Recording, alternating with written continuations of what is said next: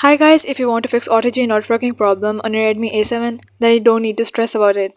There's a quick fix that can help you fix it easily without going into anything complicated.